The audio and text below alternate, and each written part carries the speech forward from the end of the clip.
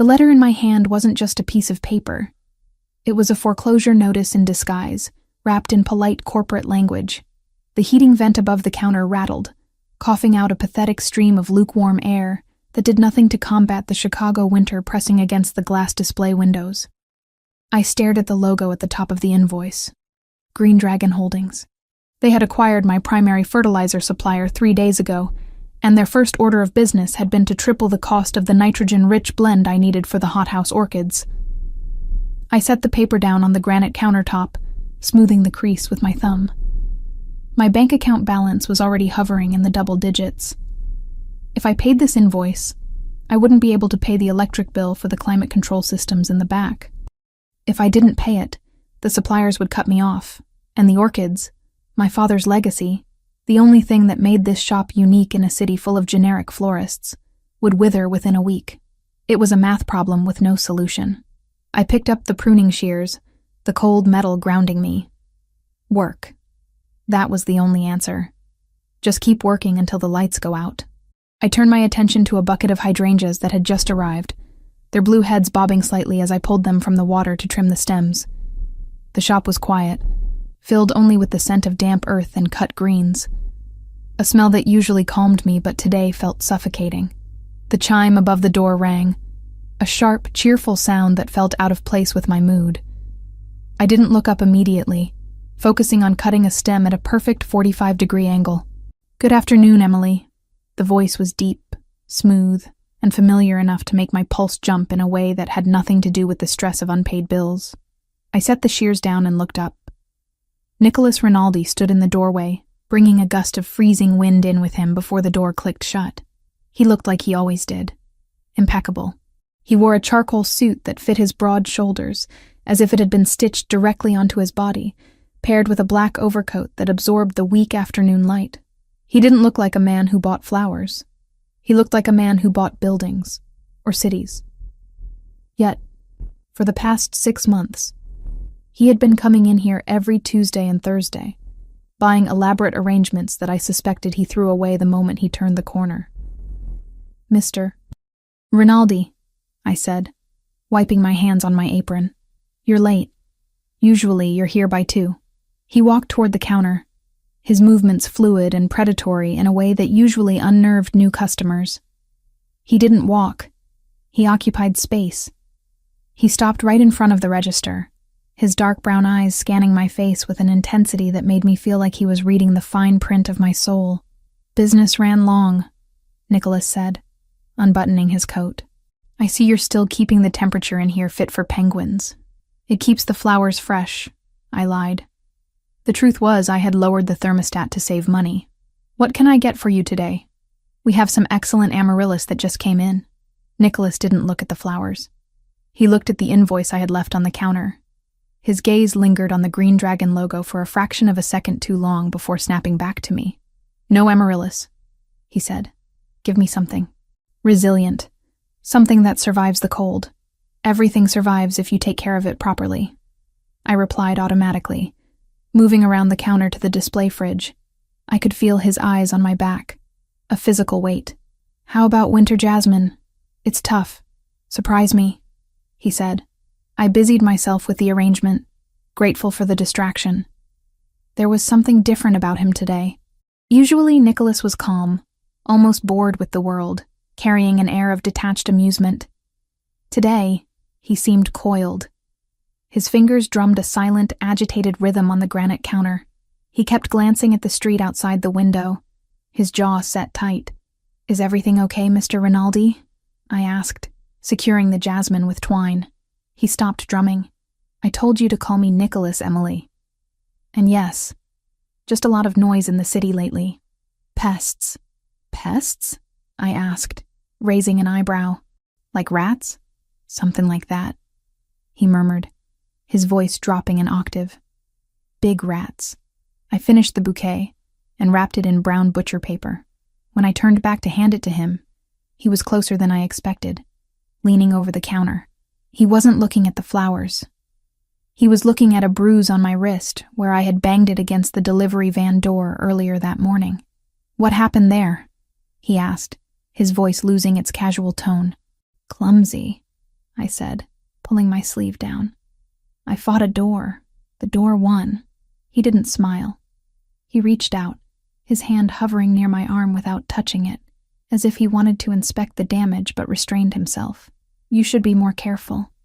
Fragile things break easily. I'm not fragile, Nicholas, I said, my voice firmer than I intended. And I'm not a flower. A corner of his mouth ticked up. No, you're definitely not. He pulled a money clip from his pocket, peeling off $300 bills. It was too much, as always. The bouquet is $40, I said. Keep the change.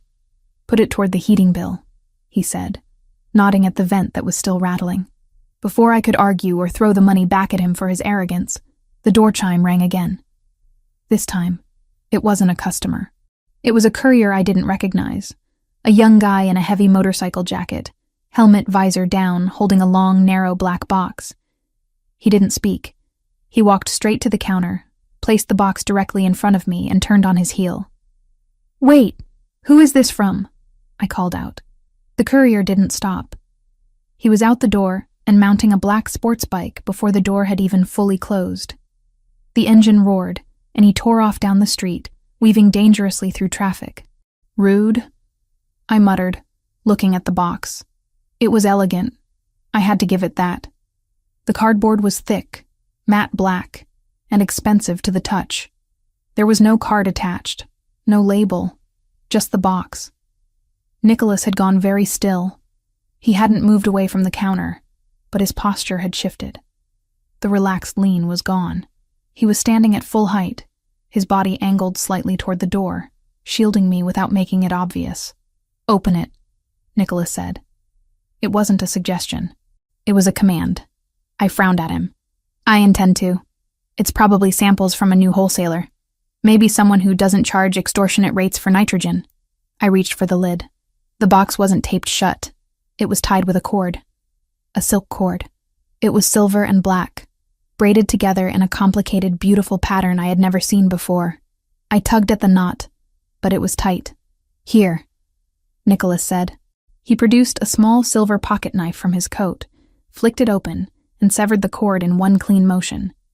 He was staring at the knot with an expression I couldn't place. Recognition? Disgust? I lifted the lid. Inside, resting on a bed of black velvet, was a single flower. It was a chrysanthemum. A large white spider chrysanthemum with long spindly petals that curled inward, but it wasn't pure white. The tips of the petals had been carefully, meticulously dipped in red paint, or dye.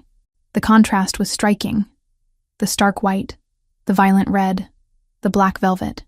I stared at it, a cold shiver running down my spine that had nothing to do with the shop's temperature. Well, I said, forcing a laugh that sounded brittle even to my own ears. That's certainly a choice. Nicholas didn't laugh. He was staring into the box as if it contained a live cobra. His face had gone pale, a stark contrast to his dark hair. The muscle in his jaw jumped. Do you know what this is? He asked, his voice dangerously quiet. It's a chrysanthemum, I said, reaching out to touch one of the petals. The red substance was dry. Paint. Definitely paint. In the floral industry, we call these spider mums. But sending a white one, that's bad etiquette. Why? Nicholas asked. He wasn't looking at me. He was scanning the street outside the window, his eyes darting back and forth. Because in Japanese culture, white chrysanthemums are for funerals, I explained, trying to sound academic to cover my growing unease. They represent death, grief. You put them on graves. You don't send them in a gift box. And the red tips, it's artistic, I suppose. But it looks like blood. It's morbid. Someone has a very twisted sense of humor. I tried to pick up the flower to inspect the stem, but Nicholas's hand shot out, grabbing my wrist. His grip was hard, painful. Don't touch it, he hissed. Nicholas, you're hurting me, I said, trying to pull away. It's just a flower. It's a prank. Probably from the old competition down on 5th Street. It's not a prank, Emily, he said. He released my wrist but didn't step back. He reached into the box, not touching the flower, but picking up the severed pieces of the cord he had cut. He held the silk up to the light. "Look at the weave," he said. "Black silk over silver core. This isn't a gift ribbon. It's a ranking cord. And this isn't a decorative bow." I looked at the cord. Now that he mentioned it, the material was heavy, like the braiding on a uniform. "So, it's a fancy string. What are you talking about?" Nicholas looked at me then, and the look in his eyes stopped my heart. It wasn't the smooth, charming look he usually gave me. It was raw, terrified, and furious. It was the look of a man watching a building collapse with someone he loved inside. "It's a Mizuhiki knot, tied in the cut-off style," Nicholas said, the words coming out like gravel. "It's a message from the Yamaguchi clan. The white chrysanthemum is the funeral. The red paint is the promise of how it happens. It means you have been marked. It means the clock has started." I took a step back, bumping into the display fridge behind me. "Yamaguchi? Like, the Yakuza? You're talking about the Mafia?" "Nicholas, this is a flower shop. I sell daisies to grandmothers. I have $300 in my bank account. Why would a Japanese crime syndicate care about me? Because they want the block," Nicholas said, his voice rising. "They want the territory. They don't care about your daisies. They care that you own the lease on a strategic corner. They sent this to tell you that negotiations are over before they even started." My brain struggled to catch up. The cars outside, the men in suits I had seen lingering near the alleyway last week, the aggressive offer from the fertilizer company, Green Dragon Holdings, I whispered. "The company that bought my supplier." "A front," Nicholas snapped. "They're squeezing you out. And because you haven't sold, because you haven't left," he gestured violently at the box. "They sent this." "Okay," I said, my hands starting to tremble. "Okay, so it's a threat. I'll call the police. I'll show them the box." "The police?" Nicholas let out a harsh bark-like laugh. "The police will file a report for harassment and tell you to get a restraining order against John Doe. By the time they file the paperwork, this shop will be ashes, and you will be inside it." "Then what do I do?" I shouted back, panic finally cracking my voice. "If it's that serious, I'll just lock the door. I'll go home." "You think home is safe?" Nicholas stepped closer, invading my personal space, radiating heat and anger. "You think a lock on a door stops them? They just told you they are going to kill you, Emily. This isn't a game." He looked at the flower again, and something inside him seemed to snap. The control he always wore like a second skin evaporated. The calm, collected businessman was gone. In his place was something violent and terrifying. "Who gave you that flower?" he roared. I flinched. "I told you, it was a courier, a guy on a bike." "What did he look like? Did you see his face? Did he speak?" Nicholas was shouting now, his hands clenched into fists at his sides. "No, he had a helmet. Nicholas, stop, you're scaring me." "I should be scaring you," he yelled. "You should be terrified. You're standing there talking about etiquette and police while a blade is hanging over your neck." He spun around, grabbing the heavy oak display table in the center of the room, a solid piece of furniture that weighed at least 200 pounds, covered in vases and potted succulents. With a roar of pure, unadulterated rage, he didn't just shove it. He lifted one side and flipped it. The sound was deafening. The heavy wood crashed onto the tiled floor, splintering down the middle. Glass vases shattered, sending shards flying like shrapnel. Clay pots exploded, scattering dirt and succulents across the room. The water from the vases splashed over his expensive Italian shoes, soaking the hem of his trousers. I screamed, covering my head with my arms, pressing myself flat against the cold glass of the fridge door. Silence followed the crash. Absolute, ringing silence, broken only by the sound of a single ceramic shard spinning to a halt on the floor. Nicholas stood amidst the wreckage, his chest heaving. His hands were still balled into fists, his knuckles white. He wasn't looking at the destruction he had caused. He was looking at me. His eyes were wide, wild, and filled with a desperate, agonizing fear that shook me more than the violence itself. "Who gave you that flower?" he whispered, the question coming out like a plea this time. "I don't know," I sobbed, sliding down the fridge door until I hit the floor. I don't know, Nicholas. Please. He stared at me for a second longer, breathing hard, as if realizing what he had just done. He looked at the shattered glass, the ruined plants, and then back at me, cowering on the floor. He closed his eyes for a brief moment, taking a deep, shuddering breath. When he opened them, the wildness was gone. It was replaced by a cold, steely resolve that was infinitely more terrifying. He reached into his jacket pocket and pulled out a black phone. He didn't look at it as he dialed. He kept his eyes fixed on the street outside. "This is Rinaldi," he said into the phone, his voice flat, devoid of emotion. Code red. Location: Emily's Blooms on 4th. I want the armored unit here in 3 minutes. I want the perimeter locked down. I want every camera on this block pulled. He listened for a second, then cut the person off. I don't care about the exposure. Burn the protocol. We have a target on the civilian. He paused, looking at me huddled on the floor. She's with me. If anyone gets within 50 feet of this shop who isn't on my payroll, put them in the ground. He hung up the phone and slipped it back into his pocket. He stepped over the wreckage of the table, his shoes crunching on the broken glass, and walked toward me. He didn't look like a customer anymore. He didn't look like a friend. He looked like a soldier entering a war zone. He crouched down in front of me, ignoring the water soaking into his suit pants. He reached out, his hand steady now, and cupped my face. His thumb brushed away a tear that had escaped my eye. "Get up, Emily," he said softly. "You broke my table," I whispered, my voice trembling. "I'll buy you a new table," he said. "I'll buy you a new shop. I'll buy you the whole damn city if that's what it takes. But right now, you need to get up. Because we are leaving." "Leaving?" I asked. "Where?" Nicholas looked deep into my eyes, and for the first time I saw the truth of who he was. Not just a rich man. Not just a powerful man. A dangerous man. "To the only place where they can't touch you," he said. "You're under my protection now." He stood up and extended his hand to me. I looked at it.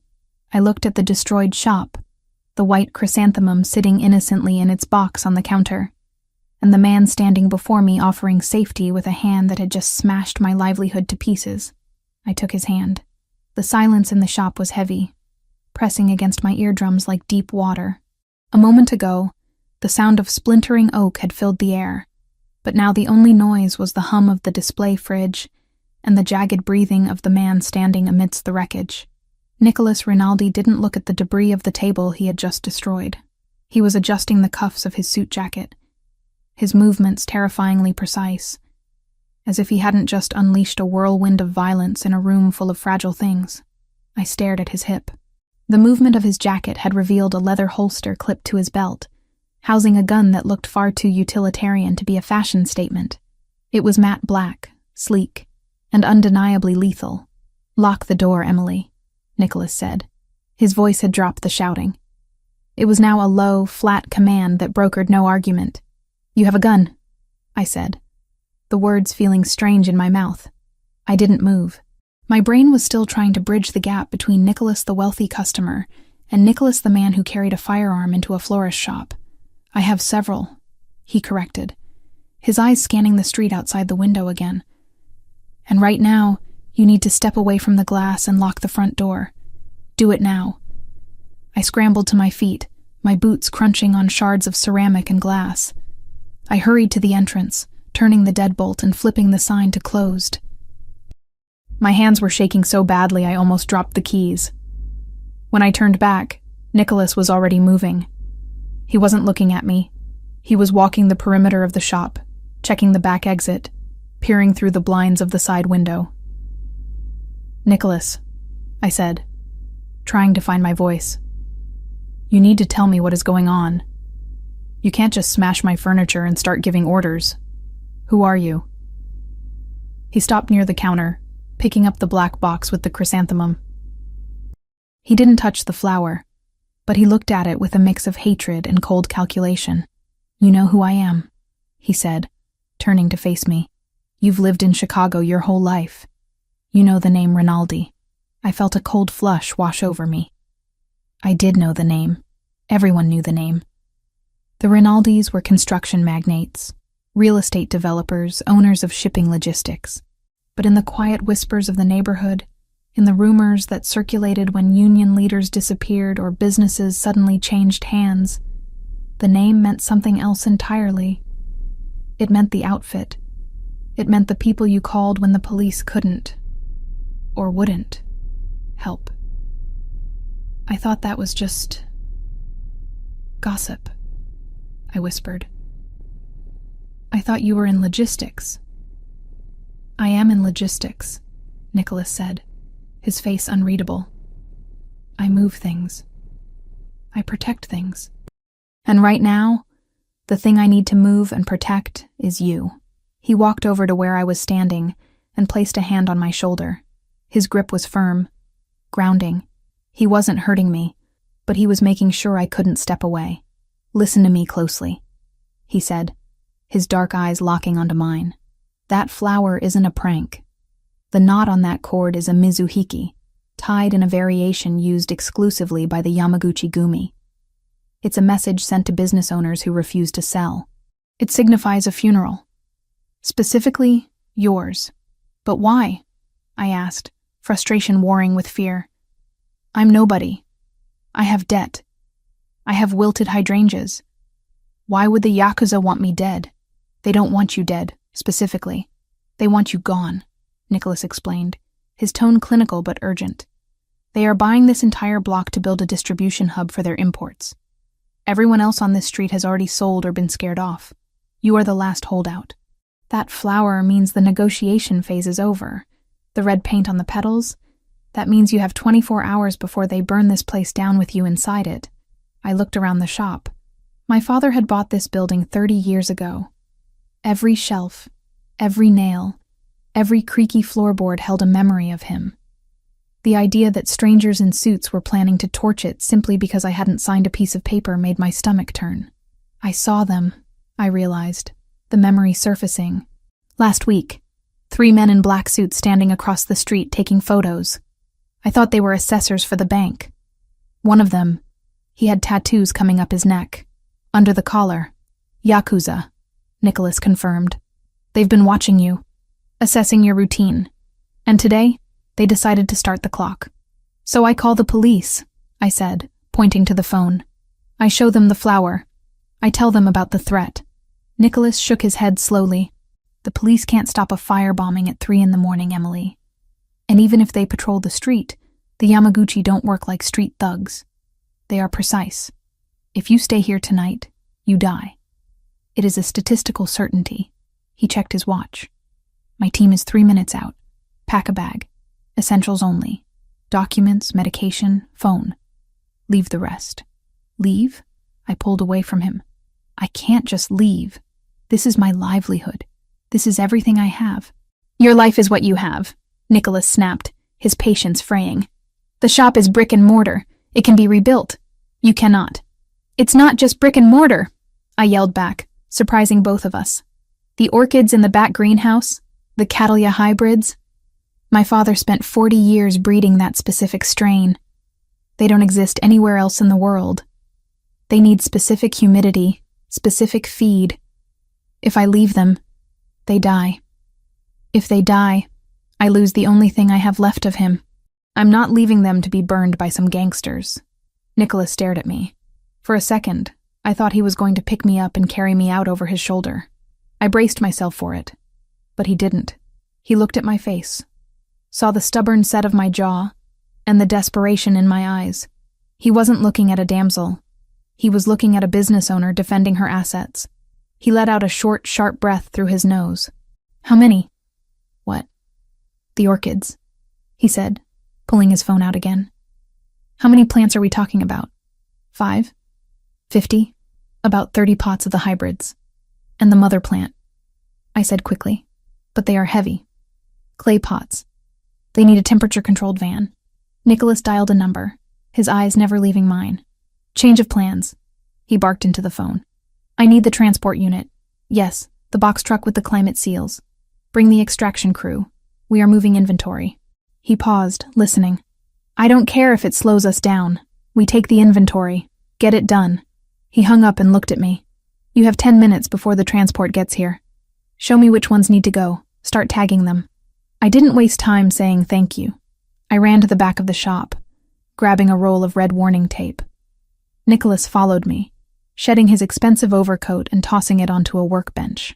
These ones, I said, pointing to the row of delicate spotted orchids on the top shelf, and the large one in the corner. That's the mother plant. Nicholas Rinaldi, the man who wore suits that cost more than my delivery van, rolled up his sleeves and got to work. He didn't complain about the dirt. He didn't ask why I cared so much about plants. He simply lifted the heavy clay pots with an ease that betrayed immense physical strength, moving them to the loading bay door. "You're not just a florist, are you?" he asked as he set down a massive pot. Most people would be crying in the corner.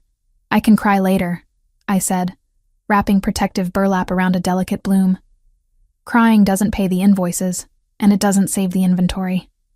"Good," Nicholas said. There was a note of approval in his voice. Panic is useless. Action is what keeps you breathing. A heavy pounding on the back loading door made me jump. "That's my team," Nicholas said. "Open it." I hit the button for the roller door.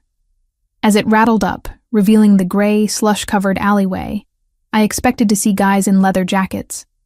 Instead, 4 men in tactical gear, black cargo pants, heavy vests, and earpieces, stood there. Behind them was a sleek, unmarked black box truck and a massive armored SUV that looked like a tank disguised as a luxury car. "Clear the perimeter," Nicholas ordered. "Load the tagged plants into the truck. Secure them with shock-absorbent padding. If a single stem breaks, you're buying the lady a new greenhouse." "Yes, boss," the men chorused in unison. They moved like a swarm of efficient ants. They didn't treat the flowers like decorations. They treated them like high-value cargo. I watched as they carefully loaded my father's legacy into the truck.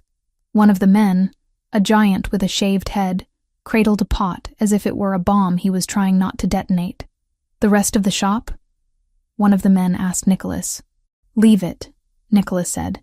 "We can't save the daisies, but set the alarms to silent trigger. If anyone breaches the door after we leave, I want to know about it." Nicholas turned to me.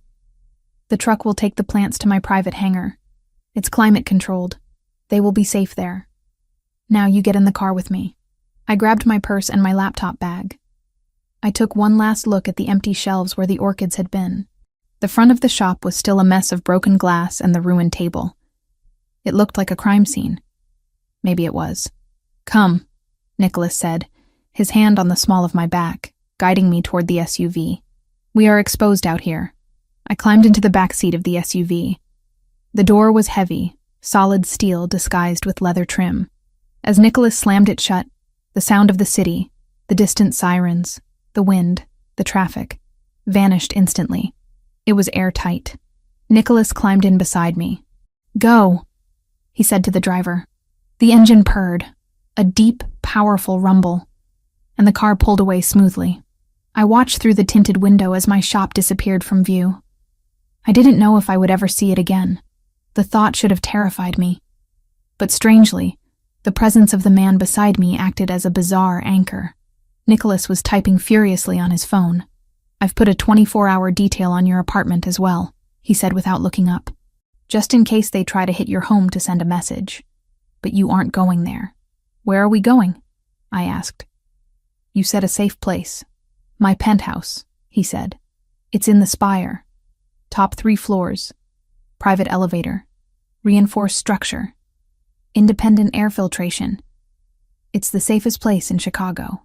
"Sounds like a fortress," I muttered. "It is," he replied. He finally put the phone down and looked at me. The adrenaline of the shop seemed to have faded, leaving him looking tired, but intense. "I'm sorry about the table, Emily. I don't usually lose control like that." "You were scared," I observed. It was a bold thing to say to a Mafia boss, but I saw the truth of it in his eyes earlier.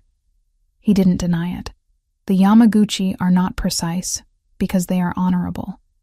They are precise because they are efficient butchers. When I saw that knot, all I could see was what they do to people who don't listen. He paused, his jaw tightening. "I wasn't going to let that happen to you." "Because I'm a client?" I asked. He looked at me for a long moment.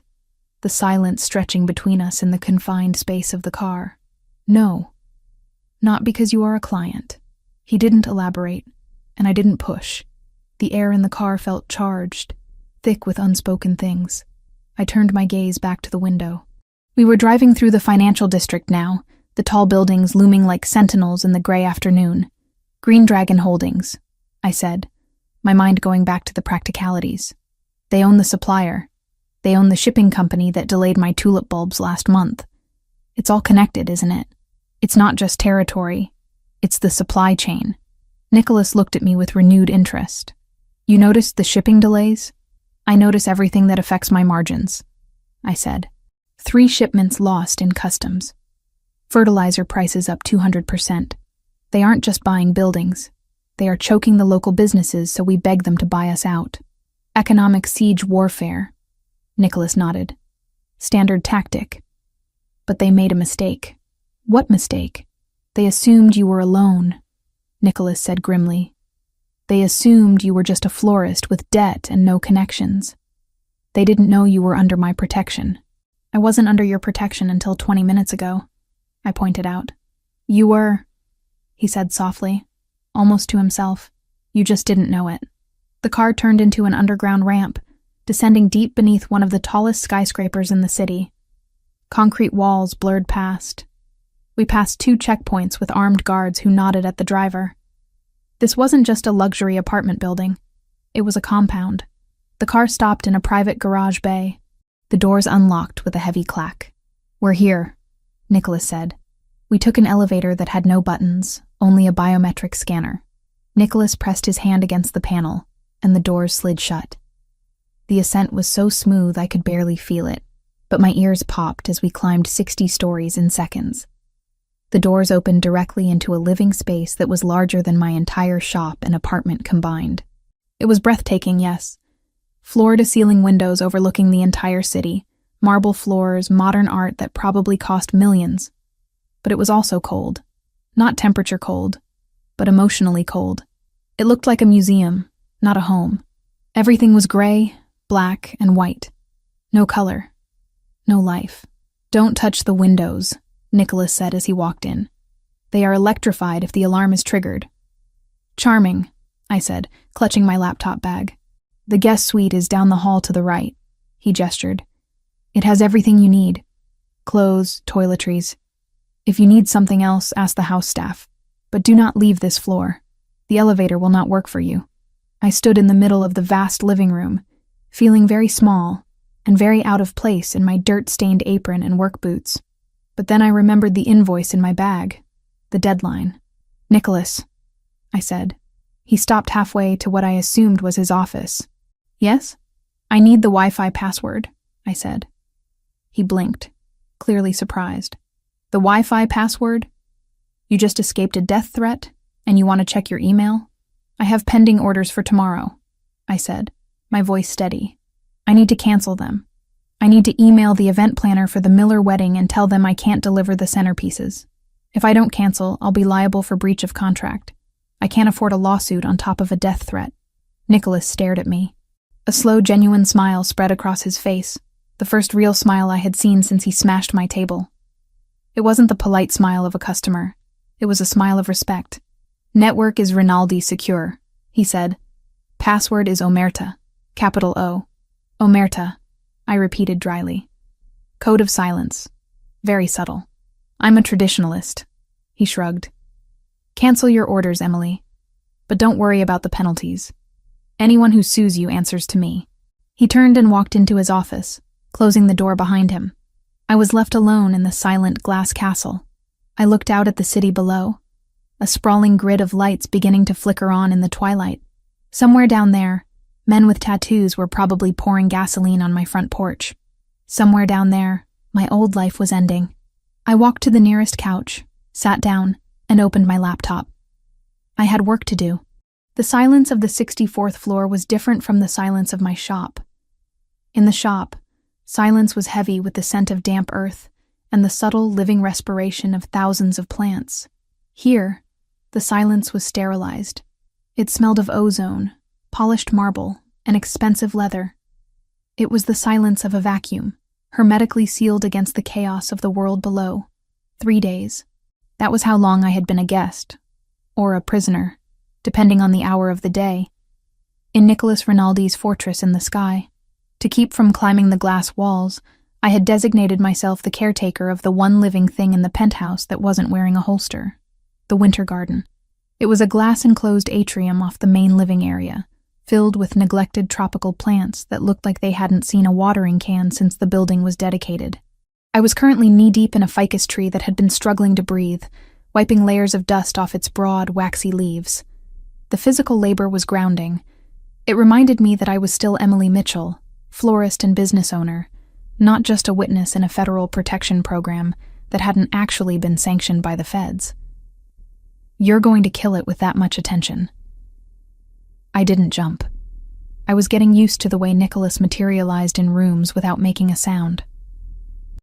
The thick carpets absorbed his footsteps, but I had started to sense the shift in air pressure when he entered. I turned on the small step stool. Nicholas was standing in the doorway of the atrium, leaning against the glass frame. He had shed the suit jacket, his white dress shirt unbuttoned at the collar, sleeves rolled up to his elbows. He looked tired. Not the physical exhaustion of manual labor, but the deep, bone-weary fatigue of a man playing a chess game where the pieces were made of dynamite. Plants breathe through their leaves, I said, holding up the damp cloth I had found in the kitchen. This dust is suffocating them. It's blocking the photosynthesis. You have a $10,000 irrigation system installed in here, but nobody bothered to wipe the leaves. I have staff for that, Nicholas said, watching me step down. Your staff is afraid to touch anything, I countered. I saw the housekeeper yesterday. She vacuums around the pots like they might explode. In my line of work, checking for explosives is a valid precaution, he replied dryly. He walked over to where I was standing, invading my personal space with that casual arrogance that seemed to be his default setting. He reached out and touched a leaf I had just cleaned. It looks greener. That's the point, I said. Why do you have this room, Nicholas? You don't seem like the type to sit here and meditate among the ferns.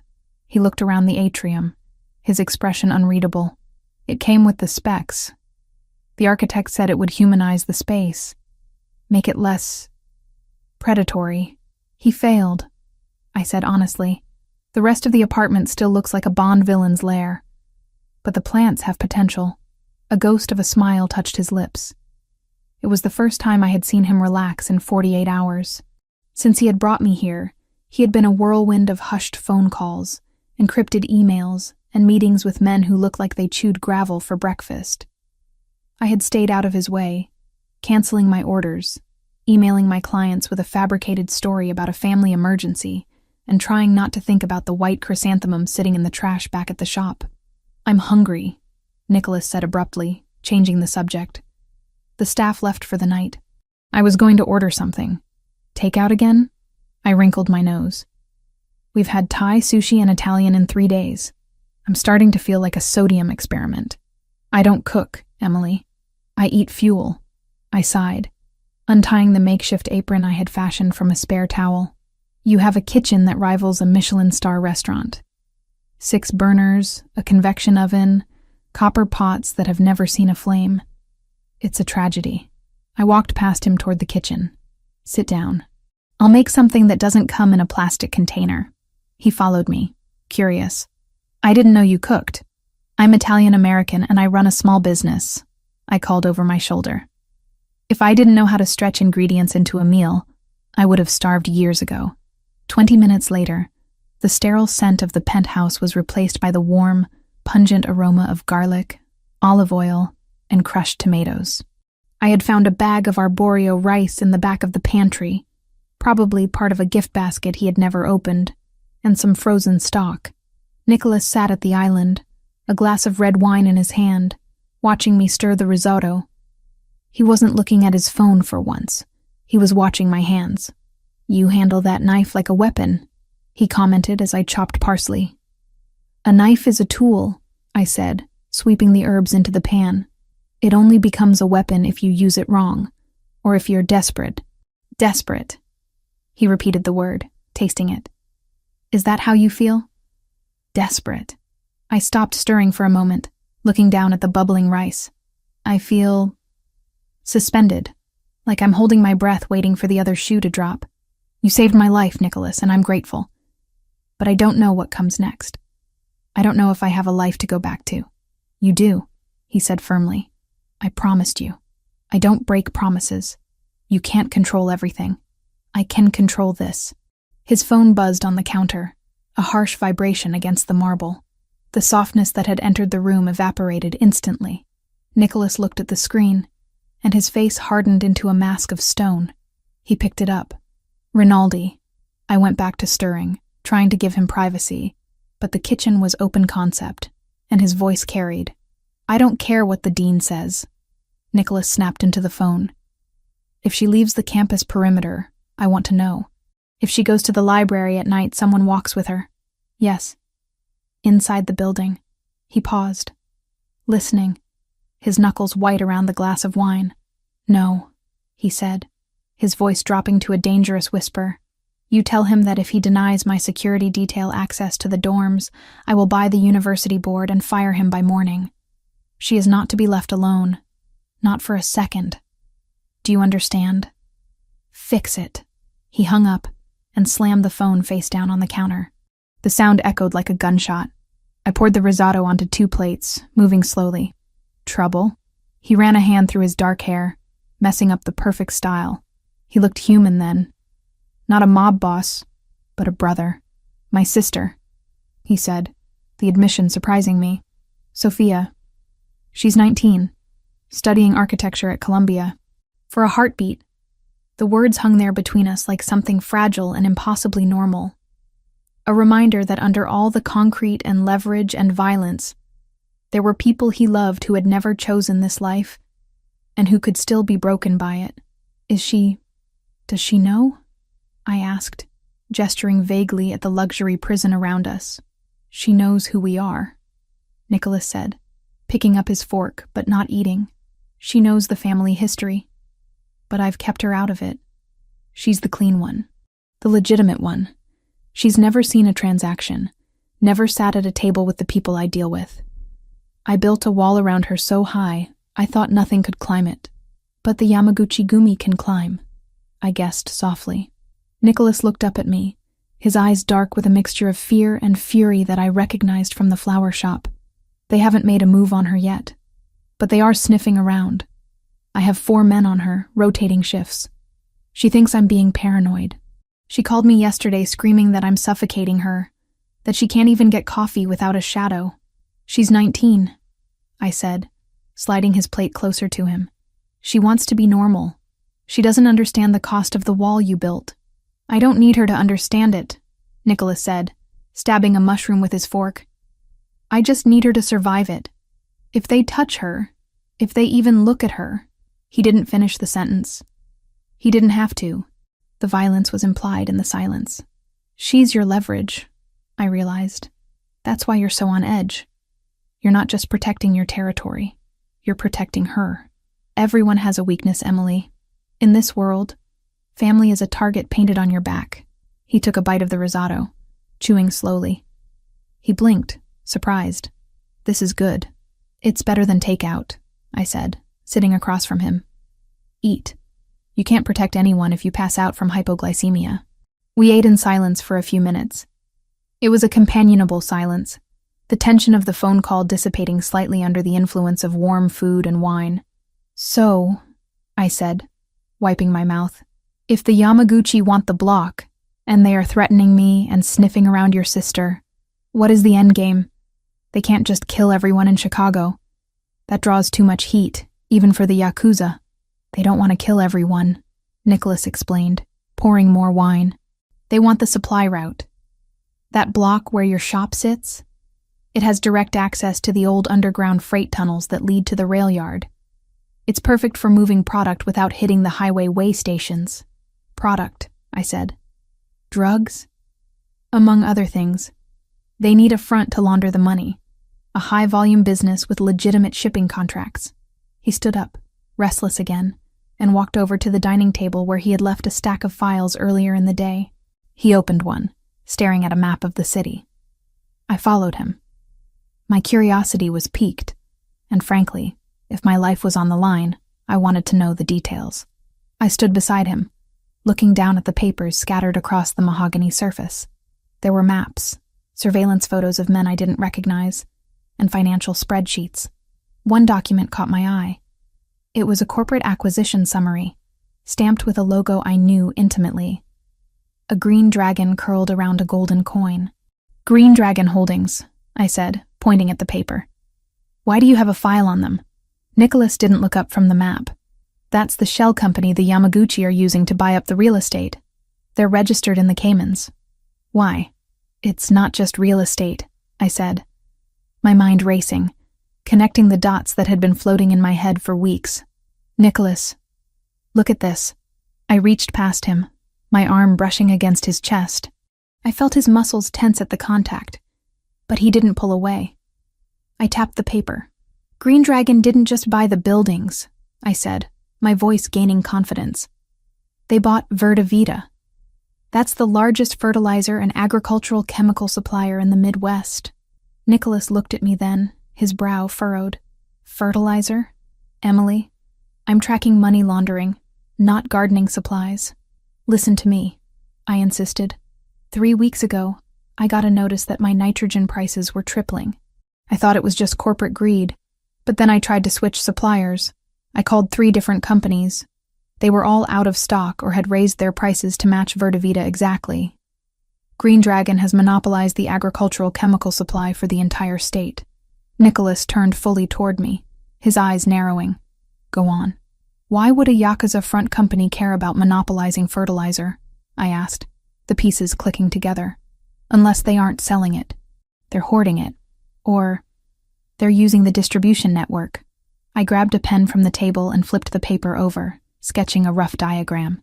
"Verda Vita has pre-approved customs clearance for hazardous materials because of the ammonium nitrate," I explained, drawing lines. "Their trucks don't get searched at the state lines because they are certified carriers of agricultural chemicals. If you wanted to move tons of illicit product, meth precursors, synthetic opioids, and hide it in plain sight, you wouldn't use a random truck. You would use a fertilizer tanker. It smells terrible, it's dangerous to open, and nobody wants to inspect it." Nicholas stared at my drawing. He was silent for a long time. Then, he picked up the file on Green Dragon and flipped through it with a new intensity. "Ammonium nitrate," he muttered.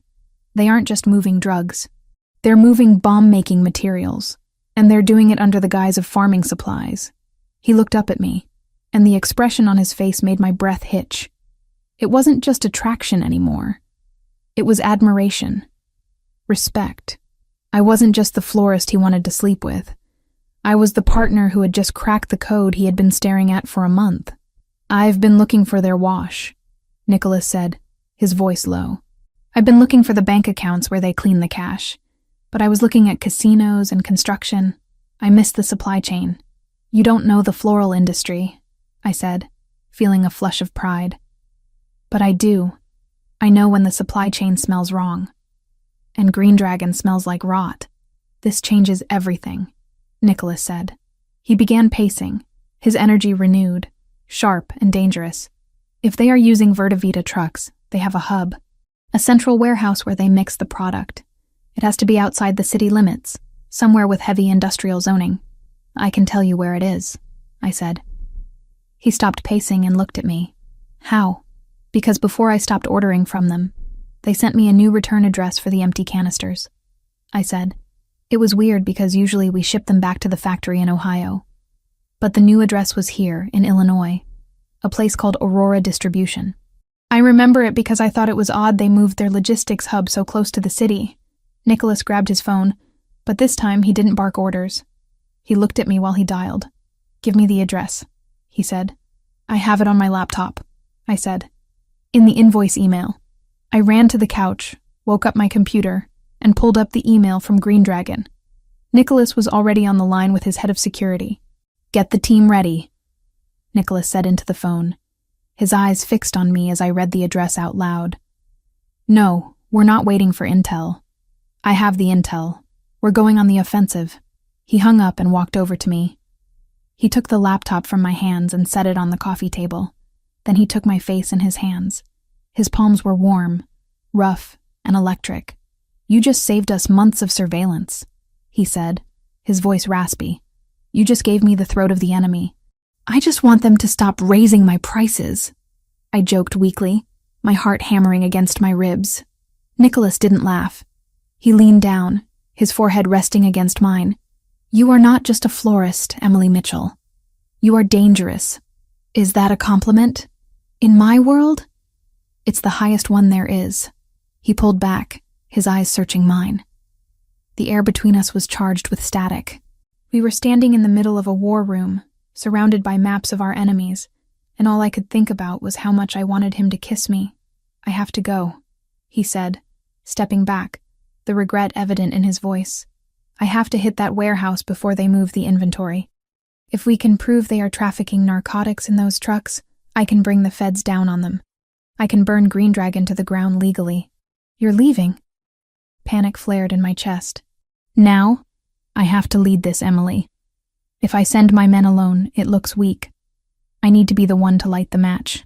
He walked to a hidden panel in the wall, opening it to reveal a safe. He pulled out a heavier tactical vest and a different gun. I watched him arm himself. It was a terrifying transformation. The businessman was gone completely, replaced by the predator. "Stay here," he ordered, checking the magazine of his weapon. "The lockdown is active. Nobody gets in unless they have my biometrics. Do not open the door for anyone, not even room service." "Nicholas," I said. He paused at the door. "Be careful," I said. "Please."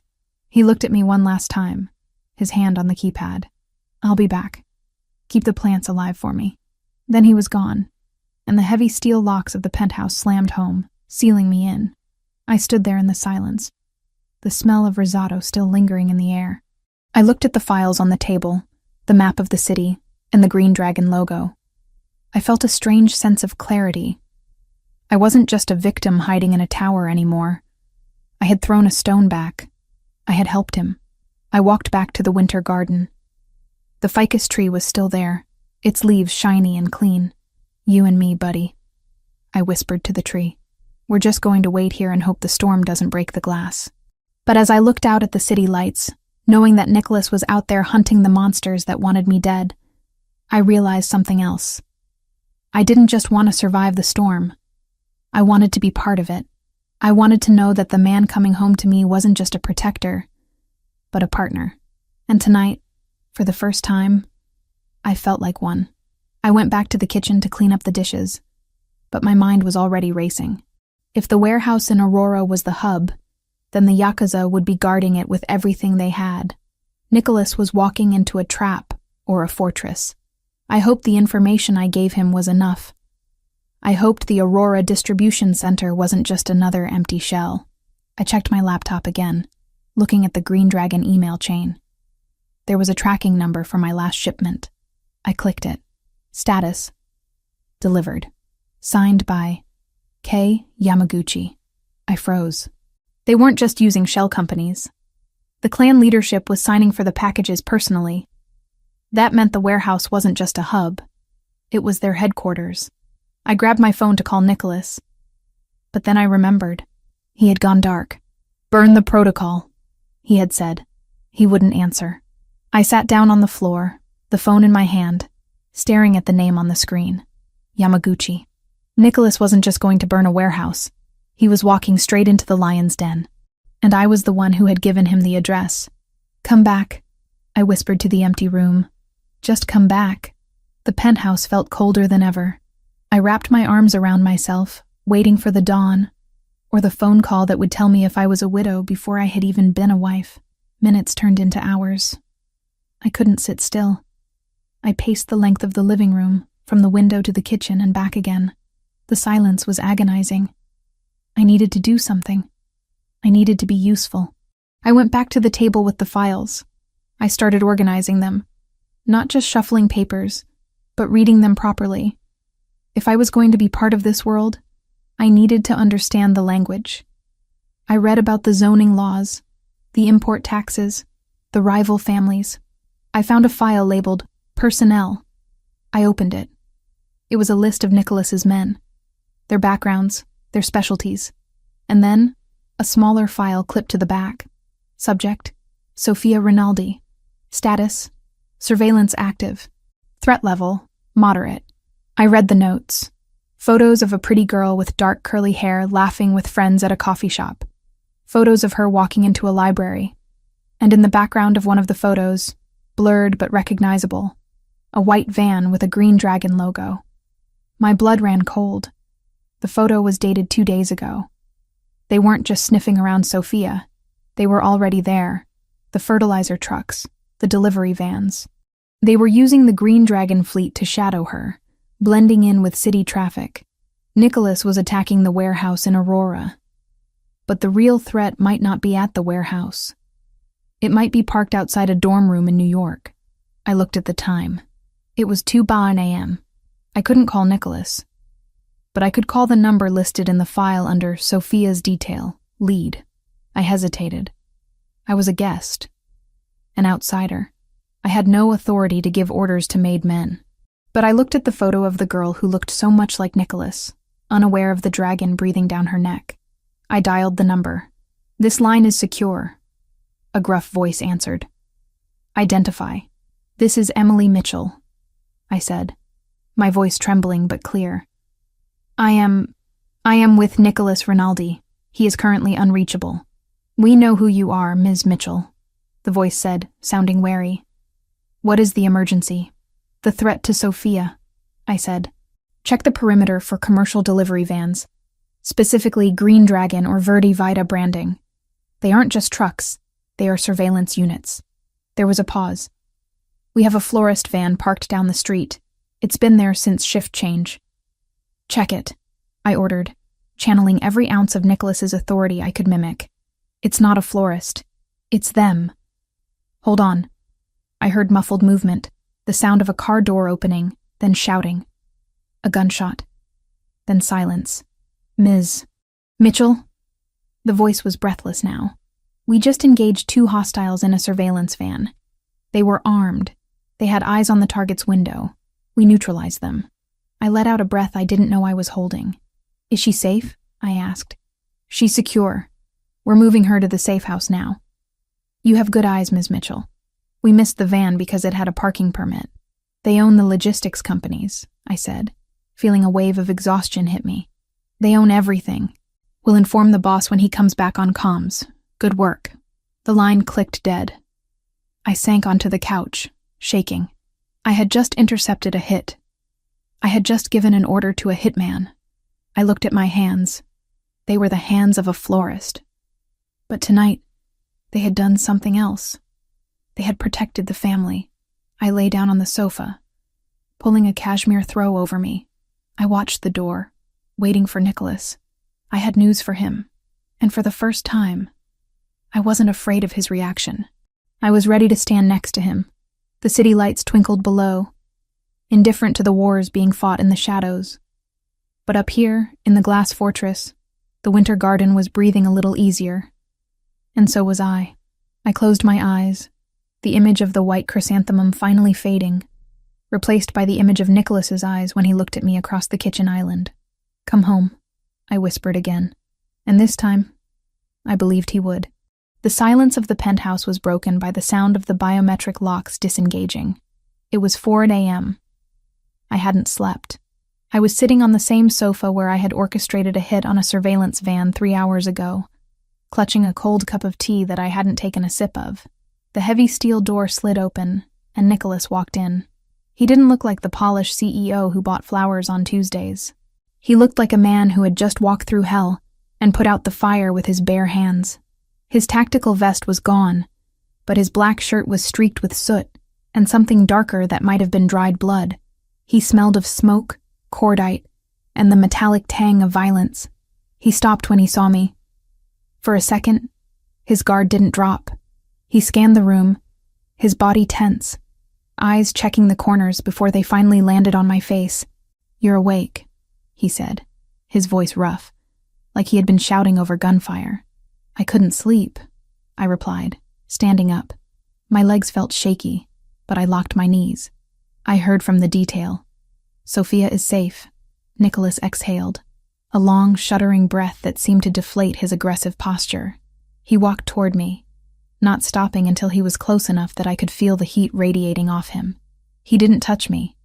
He just looked at me as if he was trying to solve a complex equation. "My head of security told me," Nicholas said quietly. "He said you identified a threat they missed. He said you gave the order to engage." "I didn't know if I had the right," I whispered. "But I saw the van in the photo. It was the same fleet that delivers the fertilizer. I couldn't let them stay there." "You saved her," Nicholas said. The intensity in his eyes was overwhelming. "You aren't even part of this family. And you saved my sister while I was busy burning down a warehouse." "Is it done?" I asked. "The distribution center?" "Gone," he confirmed grimly. "We found the logs. You were right about everything, Emily. The fertilizer trucks, the hidden compartments, the routes. We seized the hard drives before we torched the inventory. The Yamaguchi supply chain in the Midwest is dead." He finally reached out, his hand cupping my cheek. His thumb was stained with soot, leaving a smudge on my skin. But I didn't pull away. I leaned into it.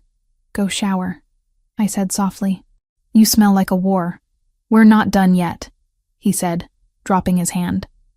"We won the battle tonight, but we have to win the war tomorrow." "What happens tomorrow?" "The mayor's winter gala," Nicholas said.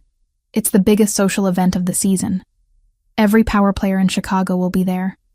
The politicians, the judges, and the Yamaguchi leadership." "You're going?" I asked, incredulous. "After tonight?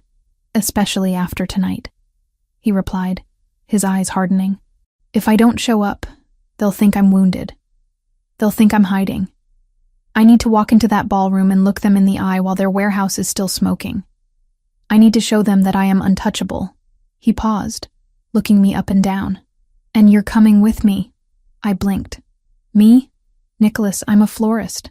I don't belong at a gala with Mafia dons and senators. Besides, they want to kill me. They want to kill a victim," he corrected. "They won't touch the woman standing on my arm. Taking you is a statement. It tells them that you are under my personal protection. It tells them that if they want you, they have to go through me in front of 500 witnesses." "I don't have a dress," I said, a practical objection rising to the surface of my panic. "I know," Nicholas said. "That's why I had one sent over. It's in the guest room." He walked past me toward his suite, stopping at the door. "Get some sleep, Emily. Tomorrow night, we put on a show." The dress was a weapon. There was no other way to describe it. I had expected something understated. Black, maybe, or a soft pastel to make me look innocent. But when I unzipped the garment bag the next evening, the fabric that spilled out was the color of fresh arterial blood. It was a deep, rich crimson silk that felt like water against my fingers. It was backless, with a neckline that plunged dangerously low, and a slit that went up to my thigh. It wasn't a dress for a florist. It was a dress for a queen who was ready to order an execution. I stared at myself in the floor-length mirror of the guest suite. The makeup artist Nicholas had hired, a woman who worked in silence and didn't ask why the windows were bulletproof, had painted my lips a matching dark red. My blonde hair was swept up in an intricate twist, exposing the curve of my neck. I didn't recognize the woman in the mirror. She looked cold. She looked expensive. She looked like she belonged to Nicholas Rinaldi. A knock on the door made me turn. "Come in," I said. Nicholas entered. He stopped dead in his tracks. He was wearing a tuxedo that fit him with the same lethal precision as his tactical gear. The black tie was perfectly knotted, the white shirt stark against his tan skin. He looked devastatingly handsome, but his eyes were what held me. They darkened as they swept over me, lingering on the exposed skin of my back, then the slit in the skirt. "Red," I said, gesturing to the silk. "It's a bold choice. I thought you'd want me to blend in." "I don't want you to blend in," Nicholas said, his voice dropping to a rough baritone. He walked toward me, the sound of his dress shoes swallowed by the carpet. "You are not invisible, Emily. Not anymore. I want every man in that room to see you. I want the Yamaguchi to see you. Red is a warning." "A warning?" He stopped inches from me, his scent. Sandalwood and something uniquely masculine, filling my senses. It's the color of danger. It tells them that you are hazardous material. He reached into his pocket and pulled out a velvet box. Inside was a diamond tennis bracelet. He took my wrist, the same wrist I had bruised on the van door days ago, and fastened the diamonds over the faint yellow mark. It fits, he murmured. It's too much, I whispered. The dress, the jewelry. Nicholas, I'm just playing a part. He looked up, meeting my gaze in the mirror. Are you? My heart hammered against my ribs. Was I? 2 days ago, I was worried about nitrogen prices. Last night, I ordered a hit. Tonight, I was wearing $10,000 of silk to taunt a crime syndicate. I don't know who I am anymore, I admitted. You're the woman who saved my sister, he said firmly. You're the woman who didn't run. That's who you are. Now, are you ready to walk into the fire? I took a deep breath, smoothing the silk over my hips. As long as you're holding the match. The grand ballroom of the Drake Hotel was a sea of crystals, champagne, and forced smiles. The air smelled of expensive perfume and hypocrisy. As we walked through the main doors, the chatter didn't stop, but it shifted. Heads turned, eyes narrowed. I felt the weight of hundreds of gazes hitting us. Nicholas didn't flinch. He placed his hand on the small of my back, skin on skin, his fingers warm and possessing, and guided me into the room. He walked with a predator's grace, nodding at a senator, acknowledging a judge but stopping for no one. Don't look down, he whispered in my ear. Look them in the eye. If they stare, stare back until they look away. I did as he said. I locked eyes with a woman in emerald green who was whispering behind her hand. She blinked and turned away first. A surge of adrenaline spiked in my blood. It worked. The dress, the diamonds, the man beside me. It was armor. Rinaldi, a voice boomed. A heavy-set man with a flushed face and a tuxedo that was straining at the buttons approached us. It was Councilman Miller. I heard about the disturbance in Aurora last night, Miller said, his eyes darting nervously between Nicholas and me. A warehouse fire. Terrible business. Industrial accidents happen when safety protocols are ignored, Nicholas said smoothly, his tone bored. It's a reminder to keep one's house in order. Don't you agree, Councilman? Miller paled. Yes, of course. And who is this charming companion? This is Emily, Nicholas said. He didn't introduce me as his florist. He didn't introduce me as his girlfriend. He just said my name as if it were a title. She's with me. A pleasure, Miller stammered.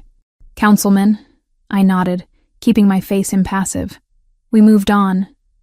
We danced around the room, engaging in small talk that was laced with subtext. I realized quickly that half the people here knew about the war between Rinaldi and Yamaguchi, and they were watching to see who would bleed first. Then, I saw them. Standing near the bar, a group of 4 men. They weren't drinking. They were watching. In the center was an older Japanese man with silver hair and a smile that didn't reach his eyes. Next to him was a younger man, sharp features, cruel mouth. That's Kenta Yamaguchi, Nicholas murmured, feeling my body tense. The son, the one who signed for the packages. He's looking at us, I whispered. Let him look. Kenta said something to the older man, then separated from the group. He began walking toward us. The crowd seemed to part instinctively, creating a corridor of tension. Nicholas's hand tightened on my waist, not painfully, but reassuringly. Stay calm. Do not speak unless he addresses you directly. Kenta stopped 2 feet away. He was handsome in a terrifying way, like a polished blade. He held a glass of red wine in his hand. Mr. Rinaldi, Kenta said. His English was perfect, accented with Ivy League education. We were surprised to see you tonight. We heard you had a busy evening. I always make time for charity, Nicholas replied, his voice ice cold. Unlike some, I prefer to keep my business hours strictly professional. Kenta smirked. Then his eyes slid to me. He raked his gaze over the red dress, lingering on the slit, then the neckline. It wasn't a look of desire. It was a look of assessment, like he was checking the price tag on cattle. And this must be the florist, Kenta said. A bold color choice. Red usually signifies a target, doesn't it? It signifies passion, I said, my voice steady despite the screaming in my head. Something you might not know much about, Mr. Yamaguchi. I hear your business is strictly wholesale. Nicholas's grip on my waist flexed. I had surprised him. Kenta's smile faltered. Clever. But flowers are fragile things, Miss Mitchell. They wilt so easily when the heat rises. He took a step closer, invading my personal space. He raised his glass as if to toast, but then, with a calculated clumsiness, his wrist jerked. It happened in slow motion. The red wine sloshed out of the wide-rimmed glass, arching toward my silk dress. But Nicholas was faster. Before the liquid could touch me, Nicholas had spun me around, pulling me hard against his chest, shielding me with his own body. The wine splashed across the back of his tuxedo jacket, soaking the expensive wool. The ballroom went silent. The music seemed to stop. Every eye was on us. Nicholas didn't look at his ruined jacket. He didn't look at the crowd. He slowly turned back to Kenta, keeping one arm wrapped securely around me. Kenta feigned shock. Oh, my apologies. I must have slipped. Nicholas stepped forward. The air in the room seemed to drop 10 degrees. He didn't shout. He didn't throw a punch.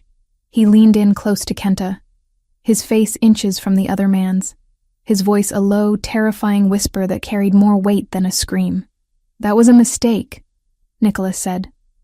It was an accident, Kenta replied, though his arrogance was wavering. You missed her, Nicholas said, his eyes dark voids. But I won't. Listen to me closely, little dragon. For every drop of wine that was meant for her dress, I will take a gallon of blood from your clan. I burned your warehouse yesterday. Touch her again, and I will burn your entire lineage. He reached into his breast pocket, pulled out a white silk handkerchief, and dropped it into Kenta's half-empty wine glass. The wine soaked into the white silk, red on white. Keep it, Nicholas said. It's the only surrender flag you're going to get. He turned his back on them. We're leaving. He guided me through the stunned crowd. Nobody spoke to us. They parted like the Red Sea. I could feel the tremors in Nicholas's arm, the sheer force of the rage he was suppressing. We burst out into the cold night air, the valet already scrambling to bring the armored SUV. Nicholas didn't wait. He opened the back door himself and practically lifted me inside. He climbed in after me, slamming the door shut. The privacy partition was already up. We were alone in the dark leather cocoon. Are you okay? He demanded, his hands immediately on me, checking my arms, my face, as if the wine had been acid. Did any of it touch you? I'm fine, I said, breathless.